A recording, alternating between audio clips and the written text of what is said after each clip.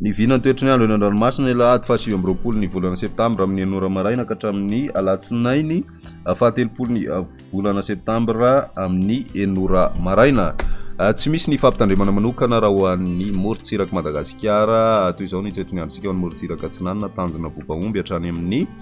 tanjona Angotsy isy orana tandrivona vitsy ary avy atsimo Atsinanana ny rivotra ka 20 ka hatramin'ny 7 kilometatra isan'ora anonjabe ny ranomasina ary ny avy onja ray faigny 5 ka hatramin'ny 2 metatra tanjona Angotsy hatrany Manoro anorana tandrivona vitsy amin'ny faran'ny feptoana ary avy avaratra ny rivotra ka ho 7 ka hatramin'ny 20 kilometatra isan'ora izay mety hatratra 20 kilometatra isan'ora indray any atsimon'ny Toamasina aty ny mpanonjana anonjabe ny ranomasina ka ny avy onja dia ray ka hatramin'ny ray faingo 10 metatra Manoro hatrany Taolanaro maina amin'ny ankapobeny ary avy avaratra ny rivotra ka 20 ka hatramin'ny 70 kilometatra isan'ora hatratra 70 kilometatra isan'ora any amin'ny tapany atsimo anonjabe ny ranomasina ny avy onja ray faingo 10 metatra hatratra 2 metatra rehefa manalavitry ny morontsiraka Taolanaro hatrany amin'ny tanjona Vohimena andraona amin'ny Sotoko ary avy Atsinanana ny rivotra ka ho 7 ka hatramin'ny 20 kilometatra isan'ora hatratra 17 ka hatramin'ny 20 kilometatra isan'ora any amin'ny tapany Atsinanana anonjabe na ahery ny ranomasina ary ny avy onja 2 ka hatramin'ny 2 faingo 10 metatra hatratra 3 ka hatramin'ny 3 faingo 10 metatra any amin'ny tapany Atsinanana noho ny alin-drano avy any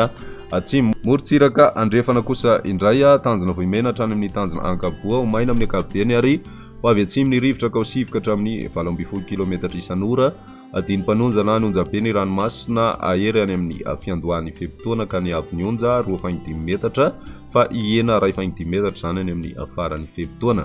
tanjona Ankaboa hatrany amin'ny tanjona Vilanandro maina amin'ny ankapobeny ary ho avy atsimo ny rivotra ka ho 7 ka hatramin'ny 20 kilometatra isan'ora ho avy andrefana kosa zany ny atoandro ka ho 20 kilometatra isan'ora adiny mpanonja hatrany ranomasina ny avy onja 4 faingo 10 ka hatramin'ny 2 metatra